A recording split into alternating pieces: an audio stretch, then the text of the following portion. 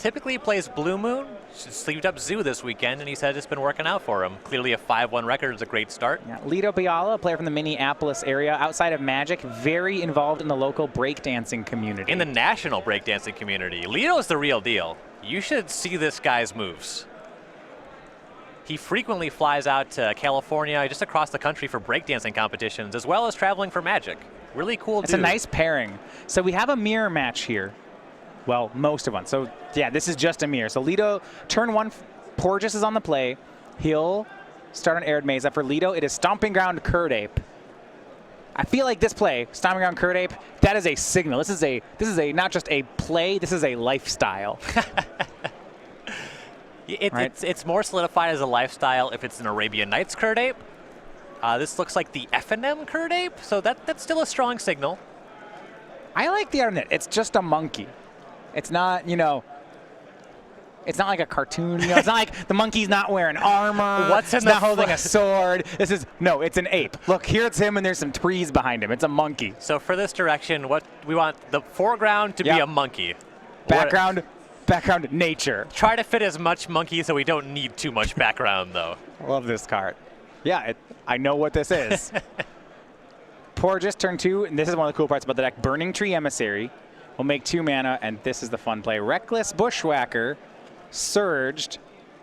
Their creatures all get 1/0 in haste, but can't attack into the Curd Ape. It'll be Emissary swinging for 3. Reckless Bushwhacker only pumps other creatures, so it's only a 2/1. I don't want to attack that into a 2/3. Right, Bushwhacker's going to stay home. The really scary draws for this deck are when you have multiple Burning Tree Emissaries. You use the trigger to make the mana to cast another Emissary, get another trigger, cast another Emissary. Then you get the Bushwhacker, and you have 4 creatures that can attack with haste. So Lito to 15. He will now shock for Sacred Foundry. So he's dealt himself 4 damage off his own lands, taken 3 from Porges, puts him to 13. Yeah, and he chose not to trade with the Emissary. He's saying, all right, my creatures are bigger than yours. I just have to stay alive. Yeah, I mean, without that trigger, next turn, the Curd Ape is a great blocker. Right. Goblin Guide, the play for Biala. Frequently in these Zoo mirrors, Goblin Guide is one of the weaker cards you can have. Yeah, it's just smaller than most things. A swing with both creatures, Porges will draw a mountain off the top. We'll see if he blocks. I'd be surprised if Lito's offering a damage race, and I would think that Porges will accept those terms.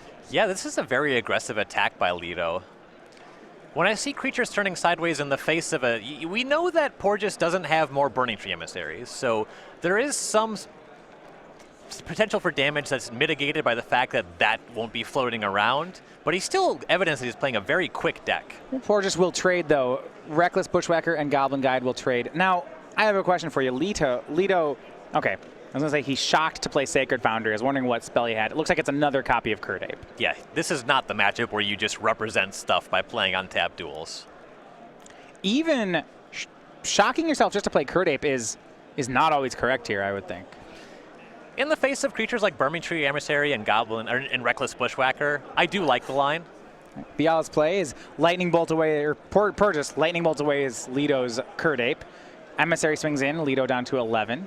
The follow-up, and this is the huge one in the mirror, is Tarmogoyf from Porges. Yeah, it's just bigger than everything.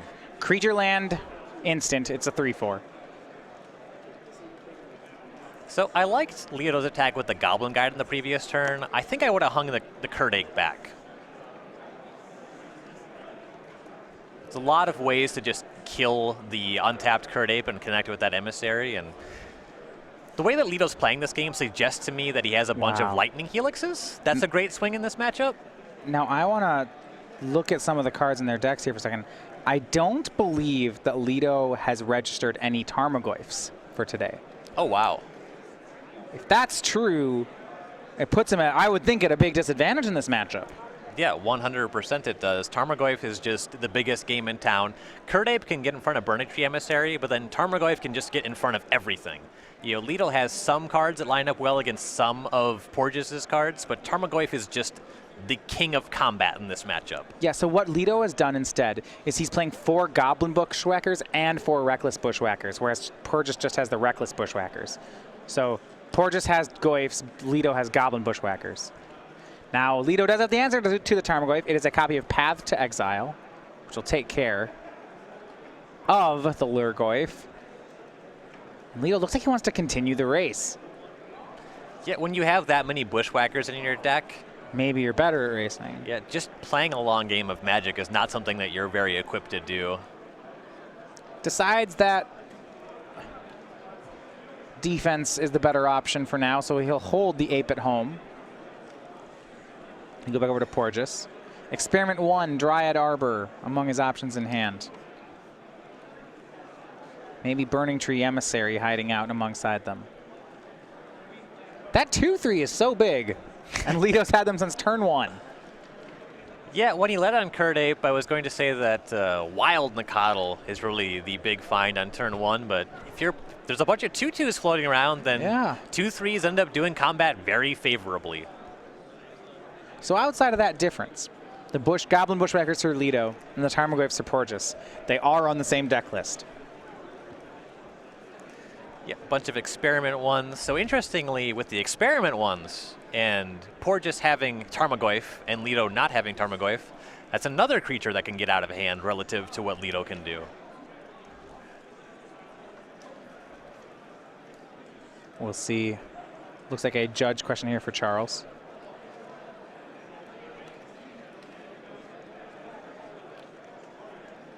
Wondering just on some specifics here. So we'll bring you back to the booth during the judge call. I believe it is a rules question away from table that Charles is asking. Yeah. So you're just joining us. We're in round 7 coverage here of the Milwaukee Open here on the SCG Tour. Now, Porges undefeated, 5 wins and a draw. Lito Biala, 5 wins, 1 loss. This is a pair down, which will happen in some of the later rounds. Yeah, particularly when a player has a draw. Yeah, there may not be someone else at his record. There's not a lot of draws in the room, and it's even rarer to have all of the wins and 1 draw. But this match, the winner should be a lock for day 2 of competition. Yep. As we discussed earlier, they're looking for more than that. Every win counts, but this is the one where you're a little less stressed out about the rest of the day. Yeah. You know, I've made it to day 2 anyway. You can't beat me out of the tournament. All right, so you'll get to fight more. Now, looking at the difference, I know I've been highlighting this difference. 8 Bushwhackers in Lito Biala's list. That seems like so much. Now, both these players have 1 copy of Devastating Summons to go next to it, which is kind of this real throwback to Zendikar block constructed, I suppose. But how do you feel about 8 copies of that card? That seems like a lot. So when this deck first started surfacing, that was the thing. 8 whack is what they called the deck, because you have... Because 8 rack, but this is 8 whack? Right, there's 8 Bushwhacker effects. And as things have progressed, I've seen more of the 4 copies, and I think that's a concession to the format just featuring more bigger, smaller more efficient creatures, you know, less on mana, smaller on mana cost, bigger on power and toughness ratio. So more Tarmogoyfs, more Abzans, more Juns. Yeah, the more Voice of Resurgence is on the other side of the board, the smaller your lifespan on Goblin Bushwhacker. Right. Yeah, there's just more stuff that's blocking you, so you just want to actually try to play some honest games of Magic with still having the potential to steal with the whackers.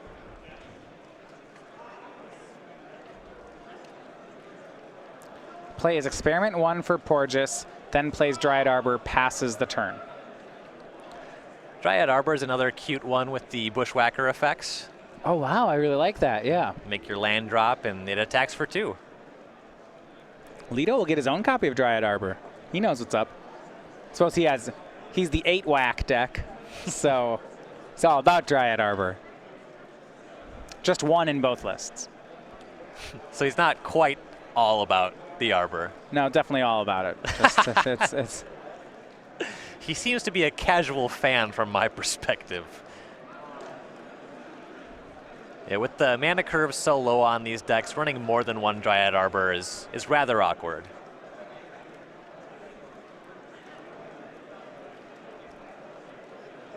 The second copy is usually only featured if Dryad Arbor is prominently your anti-Liliana of the Veil tech, so you can defend yourself against edicts. These decks, not particularly weak to that card. So Liliana? Yeah. Right. So Lito will play a 4th land and just pass back the turn. Both these decks are so low to the ground. It's interesting. They both are just playing mana, playing lands and not making plays. They're just holding back in their hand. Is it these Bushwhacker finishes, or what are they sitting on? Well, both players have 4 lands is a bit much for this deck. So they're sandbagging now. They have enough mana where they can play a bunch of creatures on the same turn and then play the Bushwhackers. Big turn for Porges. Plays a second Experiment 1, then plays the Haymaker, Tarmogoyf, evolving both his creatures into 2/2s. And looks like he'll play out the rest of his hand here. Devastating Summons is the play. Sacrificing. This is an interesting one. You sacrifice any number of lands, and you get that many. 2 of creatures with that many power and toughness. So he sacrifices all 4 lands, and he'll get a pair of 4/4s. Which, this is huge. They will evolve the Experiment 1s both up to 4/4s. I believe that was a judge question, too. Is at the end of the battlefield at the same time, do you evolve twice? Yeah. The answer is yes. This is huge for Porges. And Porges decides casting spells was fun for a while. Yeah, we're done. We're going to win with the board. I'm ready to kill you. 2 4/4s. Oh my, both these Experiment 1s evolve up to 3/3s and then up to 4/4s. And the lowly, the lowly Curd Ape and Dryad Arbor are looking pretty poor compared to this board. Yeah, Lito's going to need a lot. Porges also ahead on life totals and has large creatures that he can hang back on top of making some pretty good attacks on this turn. Lito should just play Day of Judgment next turn. That'd be great. Yeah, I think they play some of those in Zoo.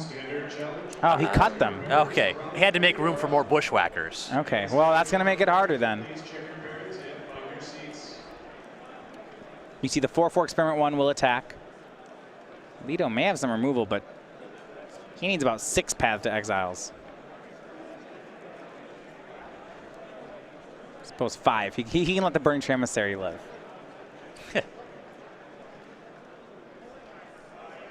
Yeah, Lito is certainly in dire straits here.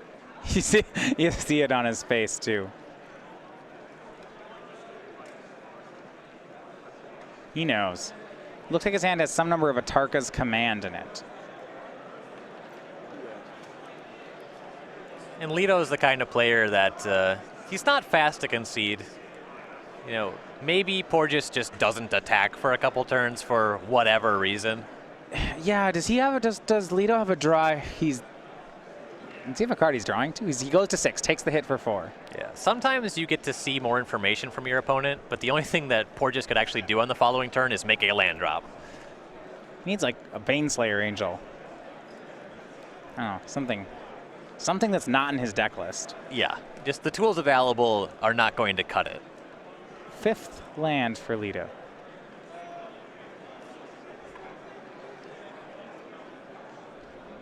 See, they're not going to cut it because they're Bushwhackers. So this is like a gardening reference? Or like No, I mean, they're Bushwhackers that aren't going to cut it. They're bad at their jobs. Oh, they're goblins. Goblins are bad at their jobs. That's true. I don't feel like that was a joke that I was making, but I'll take it. No, I think goblins are funny. They're bad at their jobs. That's great.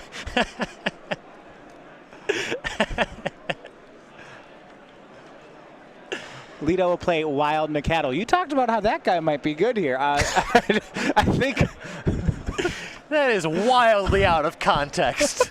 On turn 1, that card is great. Oh, okay. It's not good anymore. Yeah, you're right. Porges has an army of 4/4s, and we go back to his turn, and they're all going to attack. We'll see. Some. Yeah. The only wrong amount to attack with is no creatures. All is the answer. Yeah, it's 3 blockers, 6 attackers, unless Lito has some tricks. I even like attacking with the Burning Tree Emissary just to teach him a lesson. It'll die, but that's fine. Yeah. Didn't need that one. Game 1 over to Charles Porges, really on the back of Devastating Summons. Yeah, it's not often the case where sacrificing all your lands is just great, but in that particular game, it put that game out of reach for Lito. This creature is not only just huge and able to end the game on their own, but suddenly there's too many blockers for Lito to conceivably do anything about that. So we're going to look at the sideboards. This is actually where the matchup becomes interesting. We talked about how they have a 56 card share in the main deck. Tarmogoyfs for Porges and Bushwhackers for Biala. But the sideboard is where a lot of the differences. So we'll start with Charles Porges' sideboard. So 2 Ancient Grudge, 2 Stony Silence, 2 Pyroclasm, 2 Molten Rain, 2 Kitchen Finks, a 1 of Relic of Progenitus, Dromoka's Command, 1 of Phyrexian Unlife, 1 Grafdigger's Cage, and 1 Scavenging Ooze. This matchup's a lot about trading back and forth. We're going to see a lot of creatures ending up in combat against each other. Cards that are great for that. Kitchen Finks, it's just as big or bigger than anything. It persists back. Card's great. Gains life on top of that. Dromoka's Command, a bunch of equally sized creatures. I can see this one coming in, make your creature bigger. And then Scavenging Ooze. After everything bounces off each other, kills each other, the Scavenging Ooze gains you life and just gets bigger than everything else. So those are the cards that I really like here. So for, I guess actually, Charles, it's Willie Porges. He goes by his middle name. So for him, he's got some 4 good cards here, it looks like. Yep. Now, I'm looking at Lito's sideboard. I'm less excited.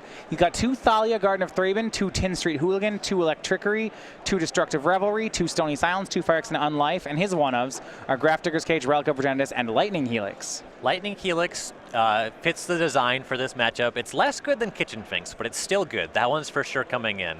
We can bring in Thalia because there's a lot of 2 toughness creatures on Porges' side, so I kind of like that one. It's going to get outclassed very quickly, though. If you think about Experiment 1, Curd Ape, Wild Nacatl, Scavenging Ooze, I mean, Tarmogoyf. I didn't say it was perfect. All right, but we still might have to go there. Right, and then just in general, Phyrexian Unlife is better against straight burn decks. It wouldn't surprise me to see Lito bring in at least 1 copy of this. You can gain more than 10 life just by kind of casting this spell. So my concern here is that Porges is ahead in the main deck by having Tarmogoyfs by quite a bit. And then once we get to the sideboard, I feel like the matchup, the mirror match is normally very even, but all these slight differences, I wouldn't be surprised if they made Porges a moderately sized favorite in this matchup. Yeah, considering that there's a lot of the same sized creatures and Porges just has some creatures that are larger, particularly the addition of these Kitchen Finks post-board are huge. Goyf, Finks, Ooze, they're all bigger than everything in Lito's deck. The games that Lito wins, I have to imagine, are going to be games either where Porges just stumbles or where Lito just kills extremely fast. All right, well, players are going to shuffle up here for game 2. One of the things, if you remember, the last thing we covered was the Invitational 2 weeks ago. That was Standard and Modern both. Ended up the finals, a 3-0 win. Max McVitie defeating Craig Krempels in the finals. Now, what we're happy to do is, thanks to Star Starter's Kristen Plesko, we now have the Max McVitie token. This is the one that he made as his prize for winning the Players' Championship, and it is a great one here. This is the Clue token that he decided on out of Shadows over Innistrad. Liked it for his mono-white humans deck that swept through the finals for both Thraben Inspector and Declaration in Stone. This will now be available for all of our Season 2 Opens and Classics, so you can get your hands on this Clue token by showing up. It's now through mid-August, or rather, the next Open in Indianapolis through mid-August, you will be getting these tokens given out. So if you're trying to get your hands on one of these, come make it out. Come join us at an event. We'll have them all Season 2. If that's not in the cards, maybe weekends are tough for you. Maybe, for those of you watching us overseas, you can still get your hand on this token by placing an order from StarCityGames.com starting on May 13th at noon. Really awesome token. I'd be very happy if Draw a Card was my text box. I am envious of that fact. I don't know. I like that it's a non-creature token. I'm not a fan of creatures. I'd rather have a spell. There aren't many tokens that are not creatures. Right. Looks like Lito's going down in a matchup that he's already slightly outclassed in. So, Goblin Bushwhacker. If Lito can go wide, I could see that card being good. The difficulty is that he has roughly the same number of creatures as Porges, so going wide is difficult. I mean, he has to draw more guys. That's this hard. is kind of a Burning Tree Emissary lottery. The best way to run away in this mirror matchup is just to be the person that plays 4 emissaries. That's the draw you want in every matchup. But in the mirror, the issue is kind of compounded. Because if everything's just trading back and forth, then whoever draws more spells, or just in Porges' case, even just slightly larger creatures, is going to win the matchup without having to think too much about it.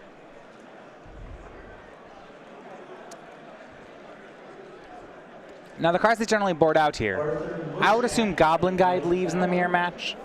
It's small, it gives your opponent cards. Yeah, Goblin Guide's not at its best here. Path to Exile lines up poorly against a lot of the creatures that Lito is playing. So for Porges, I could see getting rid of Path to Exile. Lito's got to keep him around, otherwise you can't kill Tarmogoyf. Right, Lito needs his. So I think that we're going to see these players sideboard out slightly different spells, given the configuration that they've seen from their opponents. Is there a chance that Lito has to keep in his Goblin Guides? I mean, considering that I think that he has to win the game just very quickly, and he is on the play, that makes them better. It's certainly possible. Doesn't feel great. No, it's smaller than every creature in Willie's deck.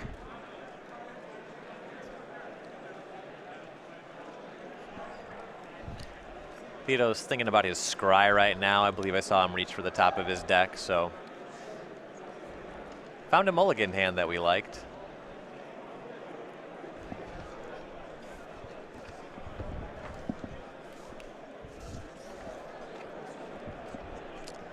Tough decision, it must be. Yeah, he's finally decided on something, and going with a turn 1 Wild Nacatl for Lito. This is a better start than the Curdape. I like this start. Temple Garden Wild Nacatl.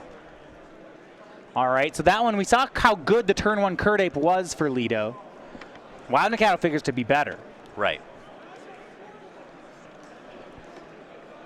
We'll see how Porges can match up here. It will be experiment 1 of his own. You figure that will get to Nacatl size, but not as quickly. As the game progresses, that's a good one, but immediately on turn 1, that one doesn't matter just yet.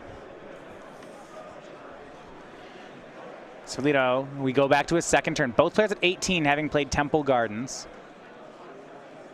And this is one of the interesting things about the early turns is that they deal damage to each other and themselves at about the same speed. You see Lito getting Stomping Ground here. He's deciding tapped or untapped. It's 2 life's not free. Yeah, these decks are pretty land light. Fetching for basic lands is not very inviting. Yeah, it might be Sacred Foundry. That's another option. Yeah, he'll get that one. Goes to 15. So right, he could attack and connect for 3, but then the life totals would be 15 each. I believe that Lito did pick up a Goblin Guide.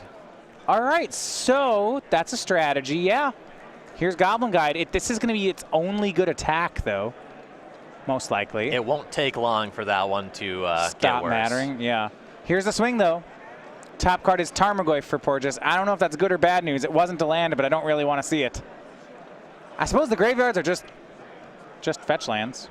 It's a Squire for right now. It's a 1/2 yet. It's big enough to evolve the experiment 1, but not big enough to have a dramatic impact. Porges down to 13 on the attack. We go back to his turn. He'll draw the Tarmogoyf.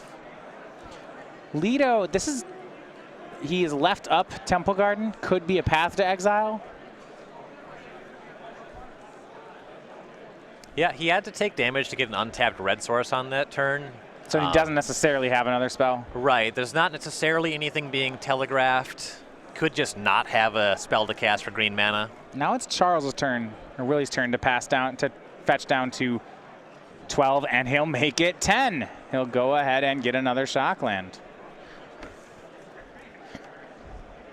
There are basic lands in these decks. They both play 1 forest, 1 mountain. Basic lands are bad. I would think in this mirror they matter some. I don't know. It's just the issue of being a land light. You know, if you're not going to make another land drop, or you're going to make 1 more land drop, I like leading with 2 dual lands. It's just going to matter. So for Porges, it is another experiment 1. Then a Wild Nacatl is a 3/3. Both of the experiment 1s go up to 2/2. That's a great turn for Porges. Yeah, now the experiment 1s are large enough to get into combat with the Goblin Guide, and both Nacatls are 3/3s. There's pressure on Lito to have action. He'll go to 13 for Stomping Ground. Play another Goblin Guide. And Reckless Bushwhacker. So I was going to say he really wants a Tarka's Command.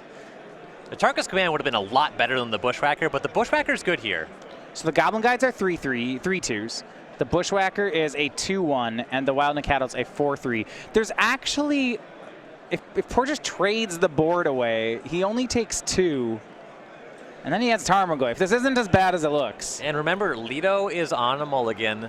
I think there's only one card left in his hand. Yeah, if I'm on Porges' side, trading the board and playing Goyf sounds great. Oh yeah, I'm snapping off, I think, at least 2 blocks. I assume we'll be seeing all 3 of those creatures getting in front of something. Yeah. Experiment ones, they're going to offer up trades with Goblin Guides.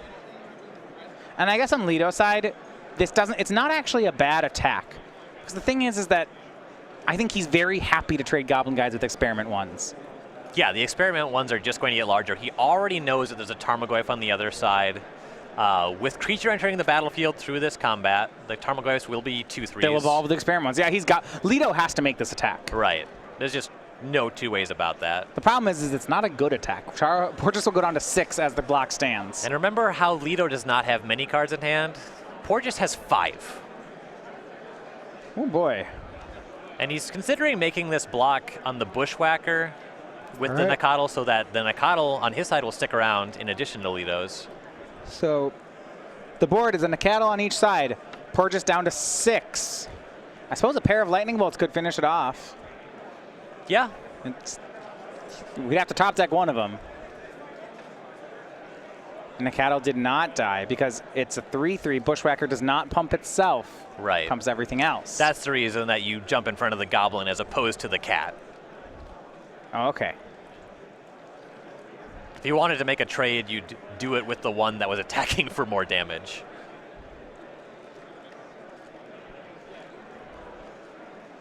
Tarmogoyf for Porges.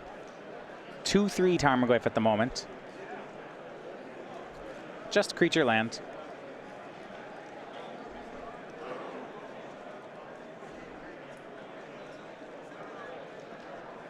Yeah, no good attacks here. I like hanging back with the Nakatl. Now Lito's going to have to go looking for burn. The deck plays Atarka's Command and Lightning Bolt. And given the casting of Bushwhacker last turn, I think it's safe to assume there's no Atarka's Command unless Lito drew it this turn. Giving that additional toughness would have completely changed the texture of last turn's combat. Lito's hand is, one card is a basic forest. Not sure on the other one just yet. Path to Exile, taking care of Tarmogoyf. And he can force the Nakatls to trade. He did just grow future Tarmogoyfs from the graveyard. Right, and that's why you saw the path targeting the Tarmogoyf instead of the Nakatl. Yeah, you'd say, hey, it's a 2/3, I can attack, but no. It would have just been a 3/4 on the resolution of the path. Well, that's way worse. Right. If Lito offers a trade, I would think that Porges would accept it. I would be very surprised if there was an attack and no block on this turn. Here's an attack. Yeah, they just have to trade. I've got to ask here because they're about to fight. Promo Wild Nakatl or Foil Alara Wild Nakatl? So this is actually a set where the question's interesting Because of Foil the Foil Alara booster packs. There's a lot more. It's not as rare. Right. They're about same rarity now. I still enjoy the set art better. That's what pushes it over the edge for me. But just that set in general, the question is more interesting. Oh, and look at this play from Porges. He's going to crack a fetch land for Dryad Arbor. And then double block, it looks like. Yeah, so in this case, if Lito had access to Atarka's Command, the +1/+1 would not save his Nakatl. Heads up play there by Porges. Yeah, well, the Nakatls will just trade. Dryad Arbor gets to stick around. That was really well done. Yeah. Porges is not going to need 4 lands, so I like that play quite a lot. It's like Porges knows what's going on with this deck a little bit. Yeah, it's like he knows what's happening. So the Dryad Arbor will stick around. In the middle of the battlefield, just hanging out. That's what, it's a creature. That's right. It goes in front of the lands. And dreaded card here. Well, it's the good card in the matchup. The dreaded is Tron. Sorry, it's not the dreaded Tron. Hashtag the dreaded Tarmogoyf. How about the Reckless Bushwhacker to go with it? Oof. Tarmogoyf, currently a 3/4. Make that one a 4/4 because of the Bushwhacker. I would expect the Dryad Arbor to hang back on this turn. There are some combinations of 2 hasted creatures that could kill Porges from this position. Goblin Guide, Lightning Bolt. Yep. And we've already seen Lito's played 2 Goblin Guides. Goblin Guide, Reckless Bushwhacker. Yeah. I expect at least 1 creature to hang back. I assume it's the Dryad Arbor. Actually, a lot of creatures plus Reckless Bushwhacker would do it. Yeah. Swing for 6 from Porges. That'll represent a 2-turn clock for him. Next turn he has, well, I guess he doesn't have 7. He has 6 again next turn. From what he's showing, Lito, it's not a 2-turn clock, but with just the way this deck is structured, you have to assume that it is. So Lito goes to 7. We go back to his turn. 2 cards in hand. He needs to find 5 more damage. And the difference in this matchup, both games, you know, these Tarmogoyfs in Porges' deck are just, well, they're better than anything Lito has going on. Yeah. There's a reason that this card is in every modern Masters set. People just keep needing more of them for every deck they play. Everybody wants Tarmogoyf. Tarmogoyf's great. Here's a swing for 6. A Path to Exile from Lito on the Tarmogoyf, but I believe Porges has him dead even through that. Yeah, a Tarkus Command is a card floating in his hand. We can use that to deal 3 damage to Lito and +1/+1 to each of his 2 creatures. And here he goes, going for the win. It's Porges. Pump and 3 damage. Lito's at 7. He's counting it to confirm.